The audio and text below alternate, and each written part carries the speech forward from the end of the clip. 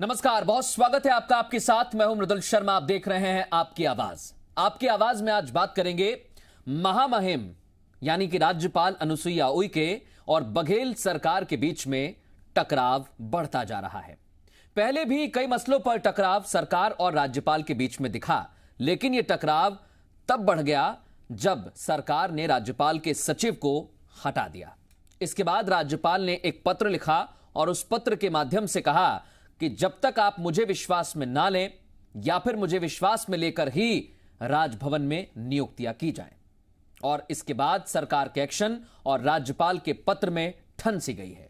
यह समझ लीजिए कि अब संवैधानिक अधिकारों तक बातचीत होने लगी है और एक दूसरे पर निशाना भी साधा जा रहा है। इस पूरे मसले को लेकर बीजेपी ने बघेल सरकार को निशाने पर लिया है। एक खास पहले आप रिपोर्ट देखिए, उसके बाद खास मेहमानों के साथ इस मुद्दे पर चर्चा करेंगे।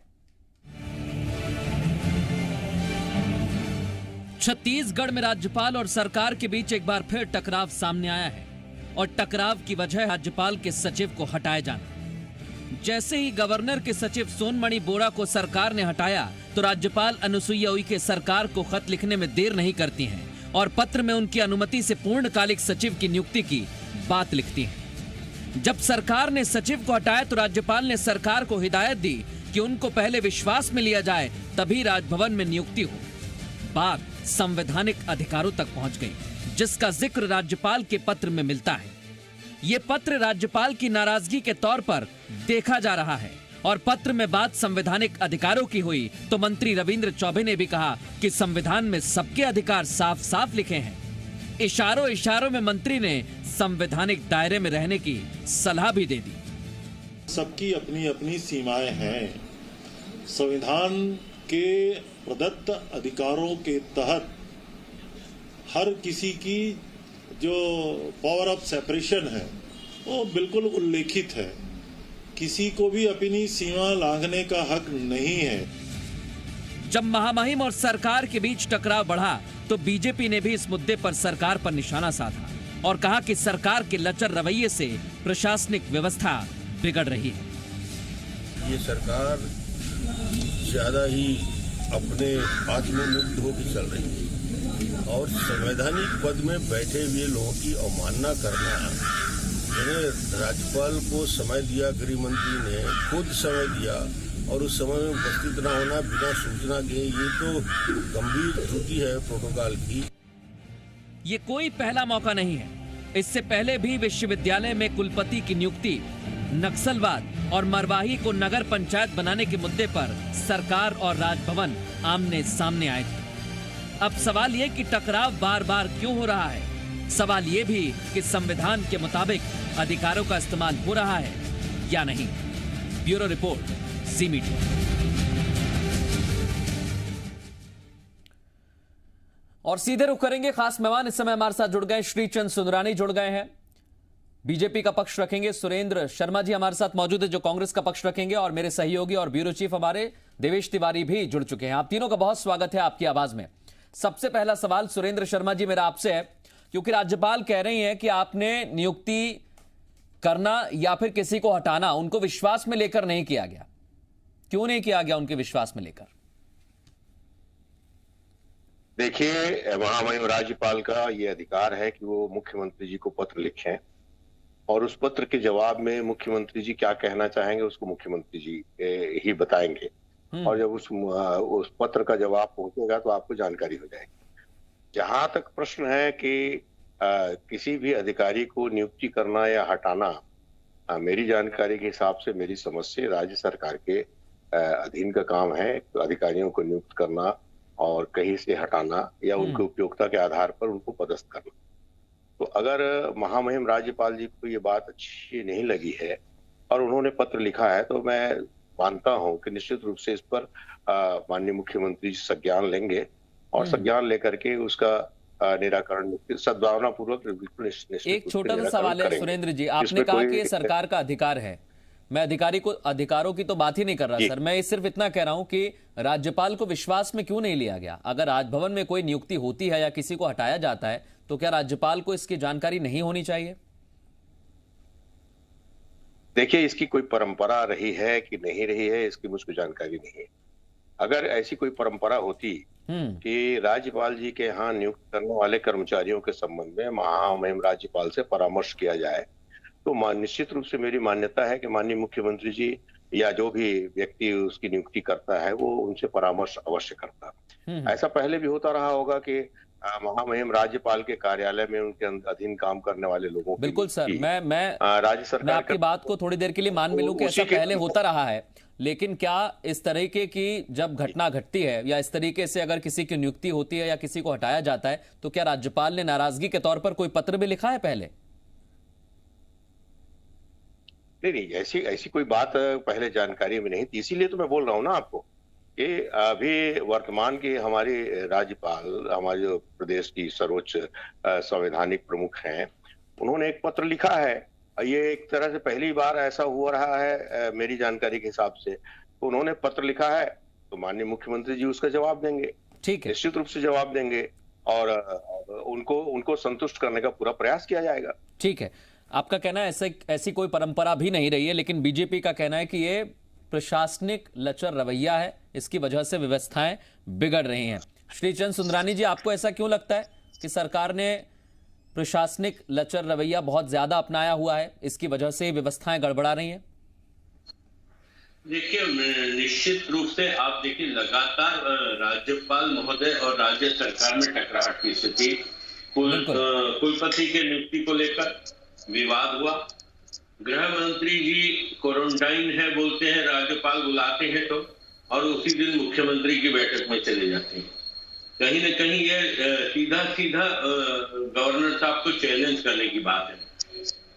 कई मामलों में, चाहे वो मरवाही की जिला पंचायत का मामला हो या अभी अधिकारियों की नियुक्ति का मामला हो, हटाने का मामला हो, आप ये देखिए 15 साल डॉक्टर रमन सिंह जी की सरकार रही और 10 साल तक केंद्र में यूपीए की सरकार रही। एक बार भी गवर्नर के और छत्तीसगढ़ सरकार के टकराहट की कोई आवाज कहीं कभी सुनने नहीं आई। कभी गवर्नर साहब को शिकायत का मौका डॉक्टर रमन सिंह जी ने नहीं दिया। गवर्नर जैसे संवैधानिक पद के साथ भी एक खिलवाड़ करेंगे। अगर उनके सचिव को हटाना भी था तो गवर्नर साहब की जानकारी में दे देते कि आप बताइए, हम आपके सचिव को हटा रहे हैं, इसके बदले में आपको क्या कौन सचिव चाहिए। जब ये कैबिनेट मंत्रियों से सलाह मशुरा करते हैं उनके सचिव हटाने रखने के मामले में, कई बार मुख्यमंत्री बड़े मंत्रियों को बुला के पूछते हैं कि मैं इस सेक्रेटरी को हटाना चाहता हूँ, आपके बता दीजिए मैं किसको दे दूं आपको। तो ऐसी अगर गवर्नर के साथ किया जाता तो शायद ये स्थिति टकराहट भी पैदा नहीं होती और किसी भी राज्य के लिए जो अच्छी बात नहीं है कि मुख्यमंत्री जी और या राज्य सरकार और राज्यपाल महोदय के बीच में टकराहट हो। गलत शुरुआत कर दी है। मैं इस पर आ रहा हूं सुंदरानी जी, वापस आऊंगा। और अब हम पूरे मसले को लेकर जो पहले की भी बातें आपने कही हैं, देवेश से एक छोटा कमेंट लेना चाहते हैं। देवेश, आप देखिए, ये कोई पहला मौका नहीं है। राज्यपाल अनुसुईया उइके जब विश्वविद्यालय में कुलपति की नियुक्ति होती है तब भी इसी तरीके की बातें सामने आई। उसके बाद किस तरीके से नगर पंचायत बनाने के मुद्दे पर भी यही टकराव देखने को मिला और एक बार फिर से ये टकराव। अब इस पत्र के क्या मायने हम निकालें, क्योंकि राज्यपाल नाराज हैं, ये तो उस पत्र से नजर आता है। देखिए, अब तक छत्तीसगढ़ में जितने भी राज्यपाल हुए मृदुल, अधिकांश का बैकग्राउंड सेना का बैकग्राउंड था, सीधे तौर पर सियासी वो नहीं रहे। जो सियासी रूप से एक्टिव राज्यपाल आकर के छत्तीसगढ़ में बने, उन तमाम लोगों को भी आप देखिए कि उनकी शारीरिक अवस्था उस स्तर की नहीं थी और उनकी एक्टिवनेस जो है, एक्टिव वो उतने ज्यादा नहीं थे। लेकिन अनुसुईया उइके ऐसी राज्यपाल हैं जो कि पॉलिटिकली एक्टिव थी, फिजिकली फिट हैं, लगातार दौरे करती हैं, कोरोना की वजह से दौरे पर नहीं जा रही हैं, नहीं तो फिर जहां पर समस्या होती है वहां पर जाने का प्रयास भी करती हैं। तो ऐसी एक्टिव और यूं कहें कि बाकी राज्यपालों की तुलना में ओवर एक्टिव राज्यपाल छत्तीसगढ़ को सौभाग्य से मिली हैं। और यही वजह है कि जिन मामलों में लोग उनके पास फरियाद लेकर जाते हैं उन तमाम मामलों में वो संज्ञान ले लेती हैं। ठीक वही मामला इस समय देखने को मिल रहा है। जब सोनबड़ी बोरा की नियुक्ति की गई थी उनके सचिव के तौर पर, तब उनसे मशवरा लिया गया था। उन्होंने ही डिमांड की थी कि सोनबड़ी बोरा को उनके सचिव के रूप में अटैच किया जाए। बाद में सोनमणि बोरा वहां चले गए। अभी जो ब्यूरोक्रेसी है उसमें चर्चा है कि सोनमणि बोरा दिल्ली में अपनी प्रतिनियुक्ति के लिए प्रयास कर रहे हैं। तो यदि राज्यपाल को भी इसकी जानकारी है तो उन्हें राज्य सरकार से कहना चाहिए कि मुझे ये अधिकारी इनके बदले चाहिए या उनको भेज दिया जाए, और राज्य सरकार को भी उनसे हिम्मत लिया जा सकता है। लेकिन जो संवैधानिक संस्थाएं होती हैं, चाहे विधानसभा हो, राजभवन हो, इस तरह की जो संस्थाएं होती हैं, इनमें अधिकार कागज में लिखे हुए जो शब्द हैं उनकी तुलना में मान्य परंपराएं ज्यादा कारगर होती हैं और उन मान्य परंपराओं का पालन करना चाहिए। जैसे अभी मान लीजिए राज्य सरकार ने राज्यपाल से अभिमत नहीं लिया कि वो किस अधिकारी को भेजें, मतलब उनकी चॉइस के बारे में उनको नहीं पूछा गया। ठीक यही परिस्थिति कुलपति नियुक्ति के दौरान बनी थी। राज्य सरकार ने अपने चॉइस से जिन नामों का पैनल दिया था, राज्यपाल ने उस चॉइस वाले नामों के पैनल के अलावा एक नया नाम अपने विशेषाधिकार से जोड़ लिया। हालांकि वो उनका अधिकार है, लेकिन इस तरह की चीजें जब अधिकार और मान्य परंपराओं में एक आपसी सामंजस्य के टकराव की जब स्थितियां बनती हैं, तब इसी तरह की स्थितियां पैदा होती हैं। और ऐसा नहीं है कि केवल छत्तीसगढ़ में ये स्थितियां हैं, देश के अन्य राज्य में जो राज्यपाल हैं वो किस रास्ते पर सरकार चल रही है, कौन हिंदुत्व के रास्ते पर चल रहा है कि नहीं चल रहा है, महाराष्ट्र जैसे राज्यों में इस तरह के जो बातें हैं वो भी अन्य राज्यों के राज्यपाल बोल रहे हैं। तो इस मामले में छत्तीसगढ़ सरकार को खुशनसीब होना चाहिए कि यहाँ के राज्यपाल जो है वो केवल पत्र लिखकर अपनी बातों को कह रही है। बिल्कुल, मैं इस पर एक सुरेंद्र जी से कमेंट चाहता हूं, क्योंकि रविंद्र चौबे ने इशारों में हिदायत दी है और संवैधानिक अधिकारों का भी उन्होंने जिक्र किया है। आपको लगता है कि संवैधानिक अधिकारों का पालन दोनों तरफ से ठीक तरह से हो रहा है, चाहे सरकार हो रहा या फिर राज्यपाल की तरफ से हो? देखिए, ये उन्होंने ये कहा है कि सबकी अपनी अपनी संवैधानिक मर्यादाएं हैं। बिल्कुल। और मैं ये मानता हूं कि हमारे माननीय मुख्यमंत्री जी भी और हमारे महामहिम राज्यपाल जी भी दोनों अपने अपने दायित्वों को, अपनी जिम्मेदारी को और अपने अधिकार को बहुत अच्छे से समझते हैं। और मेरा जहां तक मानना है कि कांग्रेस पार्टी कभी भी संवैधानिक संस्थाओं की अवज्ञा करने की कोशिश नहीं करती। कांग्रेस की सरकार भी इसमें कुछ गलतफहमियां भी हो सकती हैं, कुछ मतांतर हो सकते हैं। और जैसा कि देवेश जी ने कहा कि एक तो राजनीतिक पृष्ठभूमि का भी इसमें रिफ्लेक्शन हो सकता है, दूसरी बात एक रुचि, अलग अलग लोगों में अलग अलग किस्म की रुचियां होती हैं। तो हमारे राज्यपाल महोदय संवेदनशील हैं, वानी बहुत सारे विषयों पर रुचि लेती हैं। तो ये मतलब इन विषयों में अगर हर बार इसको विवाद के रूप में लिया जाए तो ये भी ठीक बात नहीं है, ये विवाद का विषय नहीं है। इसी मामले में संविधान के राज्य के प्रमुख होने के नाते अगर वो कोई प्रश्न करती हैं तो इसके भारतीय जनता पार्टी को खुश होना नहीं चाहिए। भारतीय जनता पार्टी तो एकदम नहीं, उनका कहना है ये टकराव की वजह ही आपकी वजह से आ रही है, यानी सरकार की वजह से आ रही है। श्रीचंद सुंदरानी कह रहे हैं इस टकराव की वजह आप ही हैं। आप विचार विमर्श नहीं करते हैं, आप बात नहीं करते हैं, क्या परंपरा को नहीं अपनाया जा रहा है? नहीं, श्रीचंद सुंदरानी जी तो कहेंगे ही ना, उनके पास तो क्या है, विपक्ष की भूमिका निभाने के लिए जो वास्तविक में जो उनका दायित्व है उसको तो पूरा नहीं कर रहे हैं। और कहीं पर भी थोड़ी सी बात कहीं मिल जाती है तो अभी राज्यपाल जी का एक विषय मिल गया है, वो अब बहुत ही प्रसन्न है, बड़े कूद रहे हैं और बहुत ही चिंतित हैं। ये दरअसल में ये विपक्ष की भूमिका वास्तविक में निभाना है, हमारी आलोचना करना है, सरकार की आलोचना करना है। तो विपक्ष का काम है भारतीय जनता पार्टी आगे आके मैं सुंदरानी जी कुछ कहना चाह रहे हैं आपकी बात पे, एक छोटा कमेंट। सर वो बड़ी देर से कुछ इंतजार कर रहे हैं, कहने की कोशिश कर रहे हैं। सुंदरानी जी अपनी बात रखिए। उनका कहना है जी आपको तो बस मुद्दा चाहिए होता है, राज्यपाल के कंधे पर बंदूक रख के चला रहे हैं बात। जहां तक मुद्दा चाहिए, निश्चित रूप से मुद्दे चाहिए। हम इस सरकार के खिलाफ मुद्दे खोजते हैं, चाहे कानून व्यवस्था की बात हो, चाहे नशीले पदार्थों की बात हो या राजनीतिक और भी विषय सामने आते हैं। राज्यपाल जी का जो इन्होंने अवहेलना की है, अभी देवेश जो कह रहे थे, मैं देवेश की बात से सहमत हूं कि कई चीजें संविधान और कागज पे नहीं देखी जाती। कुछ पद मर्यादा के पद होते हैं जिसमें गवर्नर और मुख्यमंत्री के बीच में नियम कायदे की बात तो साइड रखी जानी चाहिए, मर्यादाओं का पालन होना चाहिए। मैं भी इस बात से सहमत हूं। और टकराहट करके क्या राज्य सरकार क्या संदेश देना चाहती है, और आदरणीय भूपेश बघेल जी मुख्यमंत्री हैं हमारे, वो क्या इस बात का संदेश देना चाहते हैं मैं किसी से भी टकरा सकता हूँ, मोदी जी से भी टकरा सकता हूँ, राज्यपाल से भी टकरा सकता हूँ। सुंदरानी जी वो कह रहे हैं कि जो सरकार का अधिकार है उसके मुताबिक कदम उठाए गए, उसके मुताबिक ही हम चले हैं।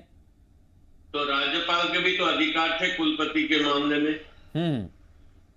उसमें क्यों आपत्ति उठाई इन्होंने, क्यों विवाद कायम किया उससे? तो आपको लगता है सरकार जानबूझकर ये कर रही है?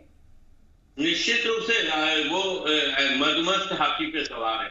69 एमएलए हैं साहब इनके पास, उस बात का घमंड है इनको।